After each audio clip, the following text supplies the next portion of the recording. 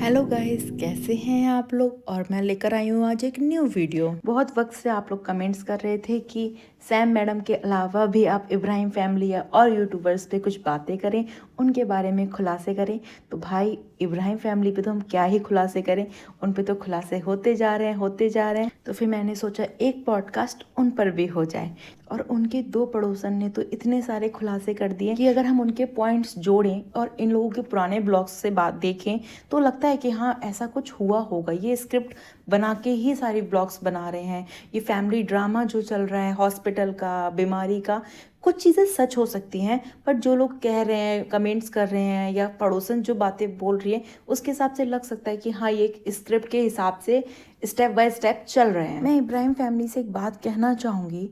ठीक है, आप बीमार हैं, आप हॉस्पिटल में हैं, सारी चीज़ें सही हैं, आपकी फैमिली इतनी अच्छी है कि हर कोई आपसे मिलने जा रहा है वहाँ पे, सारी चीज़ें हमने मान ली कि सच हैं।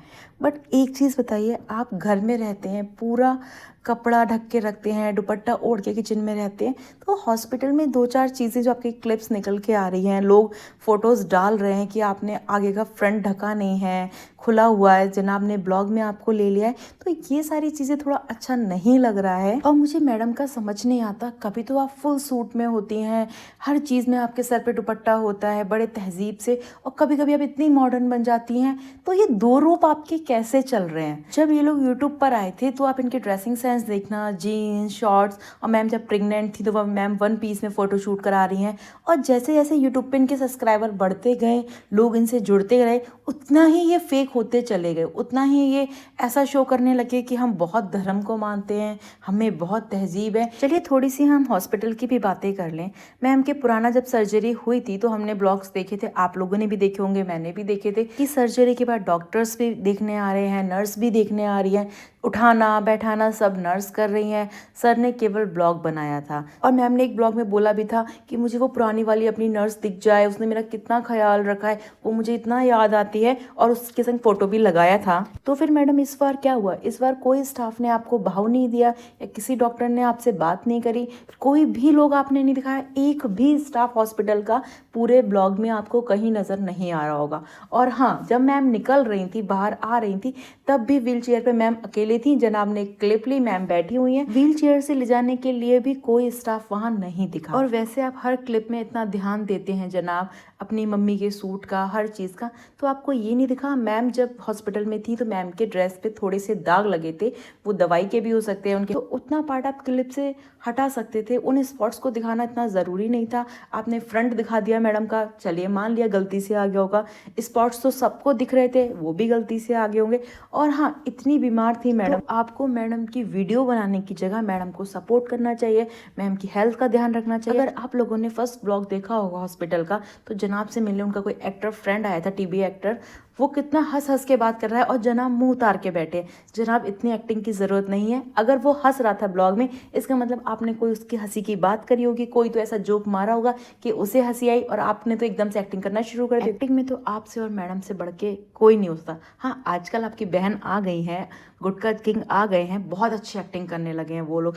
मतलब फिर भी गुटका किंग को जब हॉस्पिटल में हमने देखा था तो वो मुंह उतार के बैठे थे, उन्हें एक्टिंग में इतना इंटरेस्ट ही नहीं था, आपके ब्लॉग में इतना इंटरेस्ट नहीं था। गुटका किंग के ऊपर भी हम लोग कुछ अगले ब्लॉग में बात करेंगे, उनकी भी बहुत सारी सच्चाइयाँ खोली गई हैं कि वो क्या करते हैं, और जो वो करते हैं अगर वो बात सच है, वो बच्चे या लेडीज या जो भी चीज़ें सच हैं अगर, तो हम उस मुद्दे पे ज़रूर बात करेंगे, क्योंकि वो बहुत गलत बात है। और अगर ये बातें झूठी हैं तो मैं चाहती हूँ गुटका किंग को, डब्बा मैम को, कि वो आके सबके सामने सच्चाई बताएं कि ऐसा कुछ नहीं है, जो बोला जा रहा है वो झूठ बोला जा रहा है। तो हम वापस मैडम के मुद्दे पे आते हैं। जब मैडम का डिस्चार्ज हुआ तो मैडम ने गैस के सिरप की एक बॉटल ली हुई है, तो मैं जानती हूँ जितना जनाब या मैडम को, कि वो जरा सा टॉफ़ी भी दुकान से खरीद के लाते हैं तो वो उसकी क्लिप बनाते हैं। तो जनाब जब मेडिकल से दवाई लेकर आए हैं तो उन्होंने किसी दवाई की क्लिप नहीं बनाई या कोई वीडियो शूट नहीं करी, ऐसा हो नहीं सकता।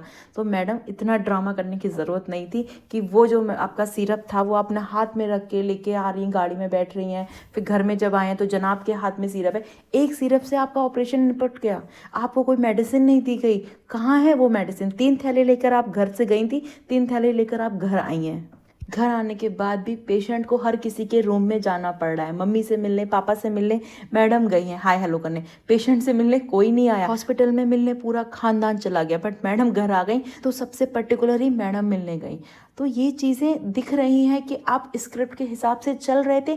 फैमिली के बड़े लोग होते हैं, बुजुर्ग लोग होते हैं, वो उन्हें इतना मतलब नहीं होता कि आप क्या कर रहे हो क्या नहीं कर रहे हो। हाँ, पापा के फेस से दिख रहा है कि भाई आपकी स्क्रिप्ट चल रही है, उन्हें कोई इंटरेस्ट नहीं है। हाँ, अम्मी तो आपको हमेशा ही सलाम करते हुए स्क्रिप्ट के हिसाब से चलती हुई मिलेंगी, क्योंकि वो डब्बा के ब्लॉग में भी और जनाब के ब्लॉग में भी उन लोगों के हिसाब से ही चलती हैं, वैसी ही बातें करती हैं जैसा पब्लिक को पसंद है, जैसा अम्मी से कराया जाता है। और एक बात मैं डब्बा मैम को कहना चाहूँगी, डब्बा मैडम अगर जनाब ने किसी सूट को अम्मी को मना करा था पहनने को, ये सूट अच्छा नहीं लगता, तो आप घर की हाउस हेल्प को वो सूट देके ब्लॉग में डाल के कह रही हैं कि आप पे ये सूट बहुत अच्छा लग रहा है, आप बहुत अच्छी लग रही हैं। मुझे तो लगता है ये जनाब को जबरदस्ती ट्रोल कराने में लगी रहती है। जिस भी काम को जनाब मना करते हैं अपने ब्लॉग में उसकी बुराई करते हैं, डब्बा उसी चीज की अपने ब्लॉग में तारीफ करती है। तो इन दोनों भाई बहनों का यही चलता है। आपको सामने बहुत प्यार दिखेगा, पर हमेशा नोटिस करना जनाब जिस चीज की बुराई करेंगे डब्बा उस चीज की तारीफ करेगी। तो गाइस चलते हैं फिर, अब देखते हैं नेक्स्ट इनकी पड़ोसन क्या ब्लॉग लाती हैं, क्या इनके खुलासे करती हैं,